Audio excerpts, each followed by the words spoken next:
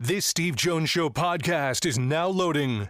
The Steve Jones Show podcast is presented by Sunbury Motor Company, Purdy Insurance, Brewers Outlet, and NIL Game Changers.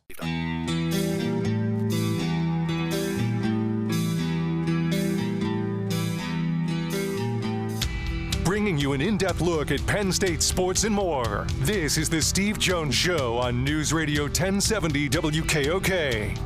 The Steve Jones Show is presented by Sunbury Motor Company, Purdy Insurance, and Brewers Outlet. Now from the Sunbury Motor Studio, here's Steve Jones.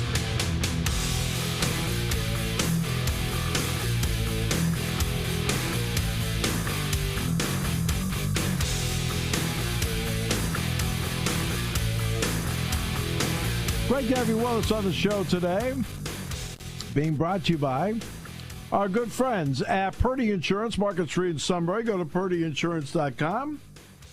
Auto, home, life, business, boat, motorcycle, RV. We have a multitude of insurance needs. And having pros that can manage it all makes all the difference in the world. Purdy Insurance, Market Street in Sunbury. Go to purdyinsurance.com. The Hall of Famer Ray Didinger joins us. Ray, first of all, welcome. Happy New Year and happy playoffs. Great to have you with us. Always good to be with you, Steve. Happy New Year to you, too. Thank you. Appreciate that. What were your thoughts in general of the performance they had yesterday? Because at this time of the year, this isn't about style points, but winning. What did you think of the performance in the winning? Very, very, very good on defense, but that's been true pretty much all through. I mean, they got off to a not particularly great start at the beginning of the year. They were 2-2, and the defense, frankly, looked pretty bad in a couple of those games. But after they came out of the bye and Vic Fangio had an opportunity to move some things around and really get a handle on what the talents of his players were and what to do with them, boy, the defense just got better and better, and to the point where at the end of the year they were the number one defense in the league. And they certainly played like it yesterday. I mean, they totally had the Green Bay Packers under control, had 4 takeaways in the game, and just really were in control of the game. Offensively, the Eagles sputtered, and it was not that surprising to me. I mean, when you consider that Jalen Hurts hadn't played for the better part of 3 weeks, hadn't really practiced. He had like 2 days of practice last week, and that was the first time he really had since he came out of the concussion protocol. So I expected that he wasn't going to be razor sharp, and he wasn't. But the defense kept them in the game throughout, and they got their 100 yards plus from Saquon Barkley, as they've gotten steadily all year, and they wind up winning the game by a fairly comfortable margin. But they know, and I think all the guys, if you heard any of them talking after the game, they all said the same thing, and they were right about this. We're going to have to play better than this in the weeks ahead, the next week, and then the next week if we get there, right. And at the Super Bowl, we're going to have to play better than we played today if we want to win this whole thing. And the quarterback is the biggest part of that, obviously. Yeah, no question. But they'll have to negotiate the rest of this without Nakobe Dean. What did he mean to the defense in his development this season, and how do you replace a guy like that at this stage? Very hard. That is a significant loss. I mean, Nakobe Dean, they drafted him a couple years ago, and the first 2 years he was hurt a lot, didn't get to play very much, played mostly special teams, played in some sub-packages. But, I mean, there were a lot of people after 2 years that were kind of writing him off. They were saying, well, what a disappointment. We used a third-round pick on the guy, but he's just not big enough, and he's just, he's a really good college player, but he's just not an NFL player. And frankly, Steve, I never believed that. I mean, I had seen him play too well too often at Georgia as part of that championship defense to think that this guy can't play. I just felt it was a matter of him getting healthy and getting in the right system. And both of those things happened this year. He got healthy, and Vic Fangio saw in him right away the kind of player that he wanted to run the middle of that defense. And he was doing a sensational job. He had a great year. He really did. And he was the guy that was calling most of the signals, and he was the guy that was coordinating a lot of what was happening there. And it helped that he was surrounded by a lot of his own guys. I mean, a lot of the guys who were out there playing with him were the guys that he won the championship with in Georgia. So, I mean, he just grew by leaps and bounds this year, and it was really a shame to see him get injured in this game and then find out today, it is an ACL and he is done for the playoffs, and they're going to be hard-pressed to replace him because he has been a big, big part. We talked about the defense being number one. Well, big part of the reason why they were number one was the play of Nakobe Dean, and now they're going to have to go the rest of the way without him. What has the maturity on this level of Jalen Carter meant to that defense at this point? Yeah, well, you're seeing what a difference from 1 year to this year has been for him. I mean, he came in last year, ninth overall pick. I mean, everybody knew he was a blue-chip player, and everybody was expecting big things from him. And for about half of the year, you got it. I mean, for the first half of the year, he was playing really good. I mean, when you talk to people in mid-season last year, everybody was saying, he's Defensive Player of the Year, no question about it. I mean, head and shoulders. And at that point, he was. But he just ran out of gas. I mean, the second half of the year, he was just really average. And I mean, it was a big part of the reason why this team kind of fell apart and the defense kind of fell apart because he wasn't giving them that interior pass rush he was earlier. And it was one of those things that, I mean, you see it a lot with rookies, even when they come out of big college programs. They have trouble sustaining it through an NFL. I mean, the NFL season is a long season. Yeah, no kidding. I mean, 17 games, and then we get to the playoffs. It's a long season. And a lot of rookies struggle, and Carter certainly was struggling with that. But I think they told him at the end of the year, listen, you're going to have to come back ready to do this. Now you see what an NFL season is like. Now you see how demanding it is.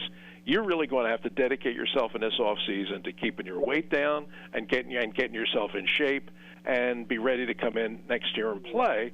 And he did that. I give him a lot of credit. I mean, and now, last year he was rotating a lot because they still had Fletcher Cox. Well, when Fletcher Cox retired, all of a sudden more responsibility fell on Carter. So if you look this year, he was playing a lot of snaps. I mean, he's not on and off the field the way he was last year. I mean, he's playing like 85% of the snaps, which is a lot in today's NFL, but he's playing it really well. And, he absolutely, I mean, he was voted into the Pro Bowl this year, and he absolutely deserves it. I think he's playing as good as any defensive tackle in the NFL right now. Yeah, I agree with that. I think he's playing terrific football. We've talked about Quinyon Mitchell. As the season went along, Cooper DeJean got healthier and more into the lineup. What kind of impact do you feel like he had in his role? Oh, the both of them. The two rookie defensive backs had a huge impact. And, Vic Fangio is a very he's the definition of an old school coach. Yes, he is. I mean, it doesn't matter. You can draft players, and they can have all kinds of college pedigree, and the scouts will tell you how great they are. But Vic needs to see it first before he believes it. Right. And so at training camp this year, Cooper DeJean pulled a hamstring very early, so he didn't play hardly at all and couldn't participate much in training camp. So by the time they got to the regular season, he was healthy, but he hadn't really had a chance to play much. And and Vic just wasn't going to put him on the field until he had a sense of what he could do. Now Mitchell was healthy right along, and Mitchell was the starting corner right from the first day of training camp, and it was just a given. I mean, you saw him out there, you knew he was the real thing. So that was not an issue. The question was, how good was DeJean, and how big of a role was Vic going to give him? And once Vic saw him and he got a chance to work with him on a practice field and saw what a really talented kid he is, I mean, he made him the slot corner and put him in there. And that's really when this whole defense kind of came together. And if you look at, all the analytics numbers, like the Pro Football Focus people and all the people who break down the film and all, in terms of percentage of passes completed in his area of responsibilities, I mean, he's like one of the four best defensive backs in the entire league this year as a rookie, and he is. Mitchell has held down his side of the field very, very well, really well, and but DeJean has made the biggest difference because when he came in, it seemed like that whole secondary came together. Yeah, by the way, I mentioned how long an NFL season is. I just did a college season that lasted 16 games. So it was like, oh, yeah, I know. It's long. It's long. Fun long, but long. On offense, there was a period of time where Dallas Goedert was out. When he got back, what domino effect did that have on the offense and for Jalen Hurts? It's huge. I mean, he's a really big player for this team. I mean, he's kind of overshadowed because of all the other stars they have. I mean, everybody talks about the quarterback. Obviously, it starts there, and Hurts is, now a very big money player, one of the top paid quarterbacks in the league. We all know that. You have the two outstanding, Pro Bowl receivers in Smith and Brown. You have Saquon Barkley comes in this year and is probably Offensive Player of the Year. So it's very easy, and everybody talks about the offensive line because they're like the best in the league. So, Dallas Goedert is like hardly ever talked about, but he is a very good player, and not just as a receiver. I mean, one of the things that's really good about him is when he came here, he came from a small program. He came from South Dakota State. So, I mean, he was just kind of a dominant player out there just by walking on the field. But he needed a lot of work to refine his skills. I mean, catching the ball and getting yards after the catch, that was second nature to him. But one of the things that they told him when he got here was, look, you got blocking responsibilities here. You got to help us hold the edge when we want to run the football. And to Goddard's credit, I mean, he spent a lot of time in the weight room, and he spent a lot of time working with Jeff Stoutland in the offensive line to become a better blocker. And he is now a really good blocker. And when he was out of the lineup, you missed him. I mean, when they were not getting the edge the way they were before. I mean, Calcaterra, who took his place and is the second tight end, is a very good receiver. I mean, he can get open and he can sure catch the ball. But he's small. He's a lot smaller, and he tries to block, but he can't really block very effectively. When Goddard came back, I mean, you saw the offense just got a lot better, and his ability to not just catch the ball and run, but his ability to block and move people off the line of scrimmage is making a difference. And, I mean, you saw yesterday on that play, I mean, how physical this guy is. I mean, when he caught that pass and, just stiff-arm Valentine like twice, went down the sidelines for the touchdown. I mean, that was, I'm watching that and I'm thinking, man, that's Mark Bavaro stuff, I mean, that's the kind of stuff that you used to see Mark Bavaro do for the Giants, and now Goddard's doing that for the Eagles. So having him back now really kind of rounds out this offense. You put him out there with with Saquon and those two wide receivers, and that's a team with an awful lot of weapons. Yeah, that Bavaro play against the 49ers, I think it was a Monday night game.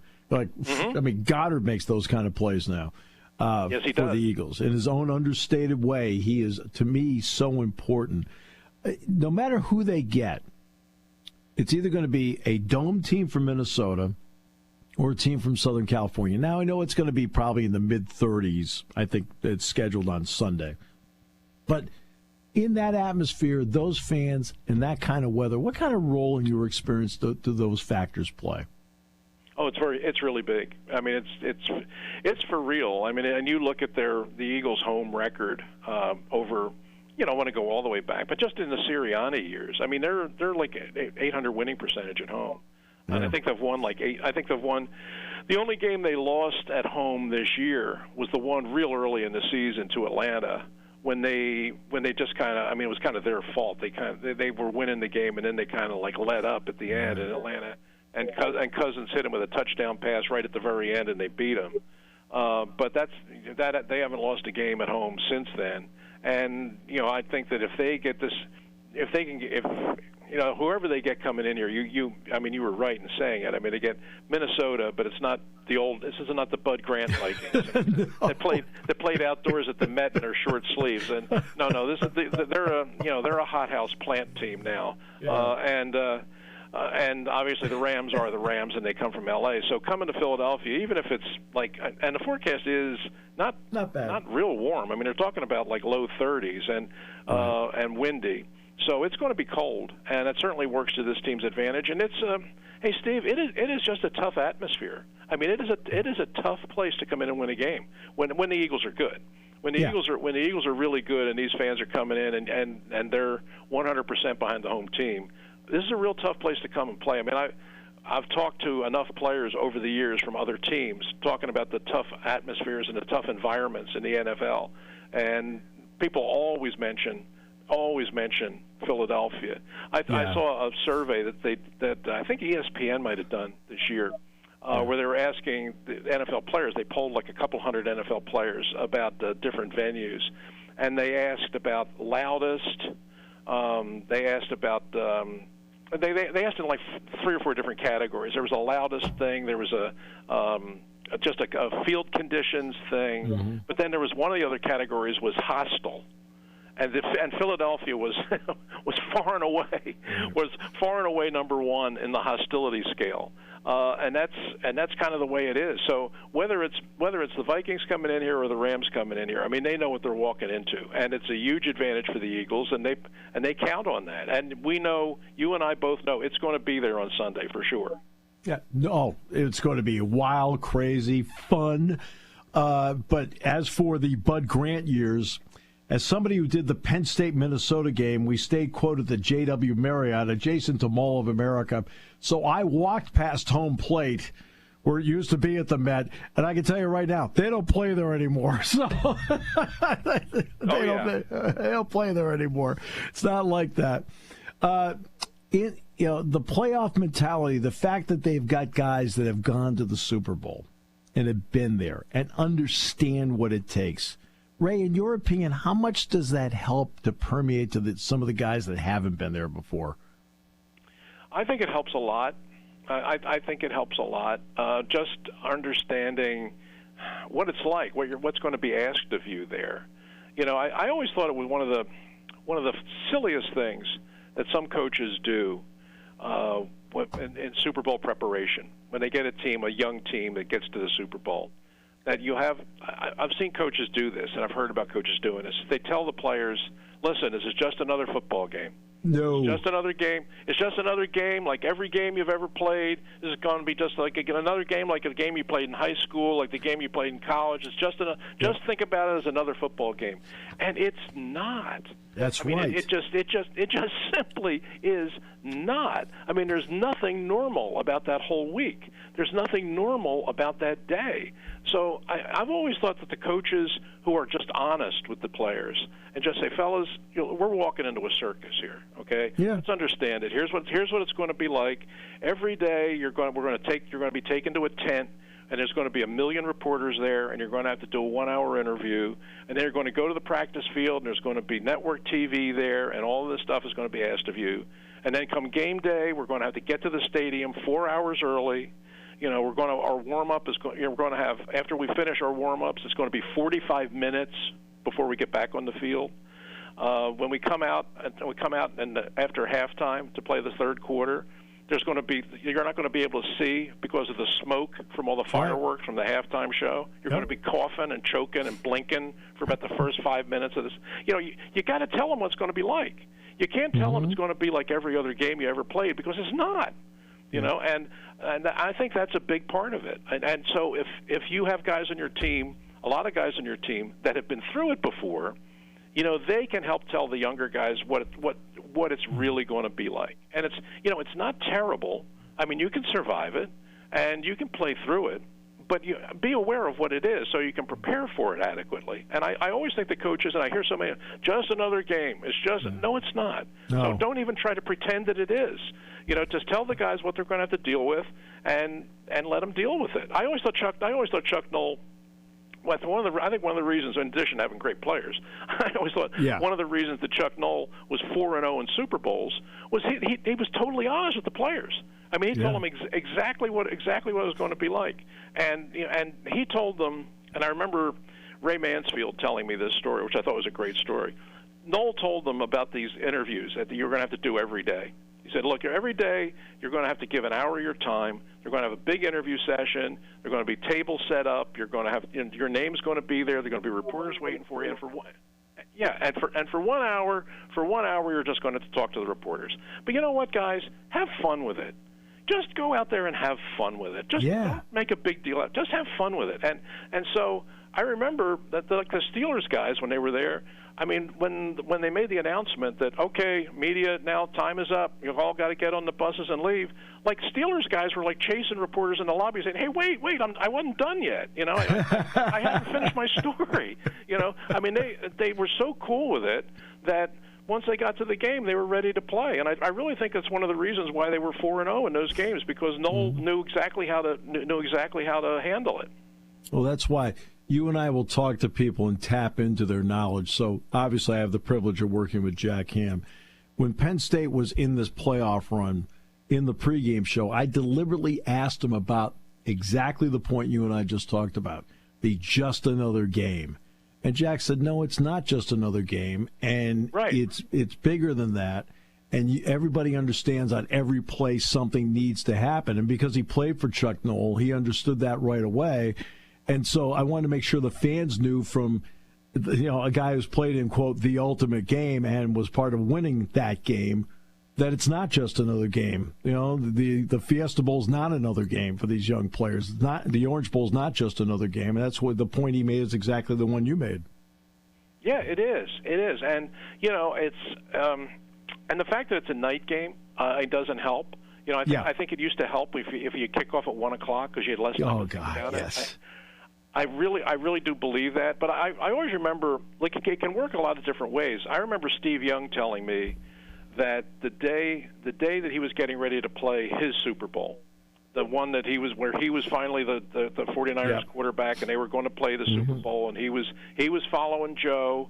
And this was his turn, and they were going out to play the Chargers in the Super Bowl.